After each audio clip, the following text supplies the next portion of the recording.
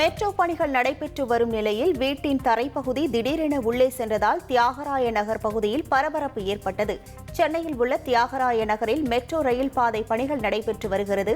இந்த நிலையில் லாலா தோட்டம் 2வது தெரு பகுதியில் உள்ள வீட்டின் தரைப்பகுதி திடீரென உள்ளே சென்றது. வீட்டினுள் யாரும் இல்லாததால் அசம்பாவிதம் தவிர்க்கப்பட்டது. பள்ளமான பகுதியில் தற்போது மெட்ரோ பணியாளர்கள் கான்கிரீட் இட்டு நிரப்பி வருகின்றனர். மெட்ரோ பணிகள் நடைபெறுவதால் பாதுகாப்பு இன்றி இருப்பதாகவும் அசம்பாவிதம் ஏற்பட்டால் யார் பொறுப்பேற்றுக் கொள்வார்கள் எனவும் அப்பகுதியினர் கேள்வி எழுப்பியுள்ளனர். இங்கே உண்ணாமலை ஸ்ட்ரீட்னு சொல்லிட்டு ஒரு பெரிய தெரு இருக்குது. அங்கே ஒரு வாட்டி பஸ்ட் ஆயிடுச்சு.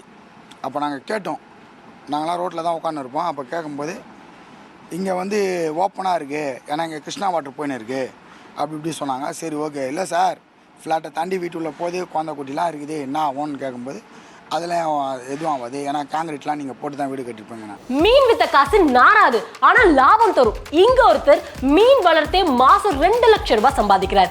எப்படின்னு தெரிஞ்சுக்க ஃப்ரீடம் ஆப்பை இப்பவே டவுன்லோட் பண்ணுங்க. இன்னைக்கு ஒரு 10க்கு 10, ஏன்னா நம்ம வீடே 150 ஸ்கொயர் ஃபீட் தான். இப்போ ஒரு 10க்கு 10 உள்ளே போயிடுச்சு புஸ்குன்னு. நல்ல வேலை அங்கே ஆள் யாருமே கிடையாது.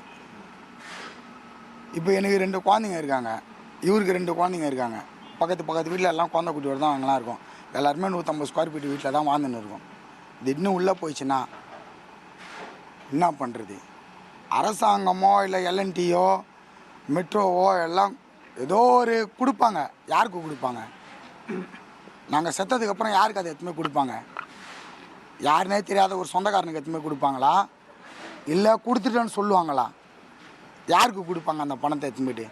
ஆளுக்கு 10 லட்சம் கொடுக்குறாங்க, சரி யாருக்கு கொடுப்பாங்க? எங்கள் சமாதியில் எத்துமே வைப்பாங்களா, இல்லை யாருனே தெரியாத ஒரு சொந்தக்காரனுக்கு கொடுப்பாங்களா, இல்லை சொந்தக்காரன் கொடுத்துருன்னு அவங்களே எடுத்துன்னு போவாங்களா? எங்களுக்கு ஒன்றுமே புரியலையே.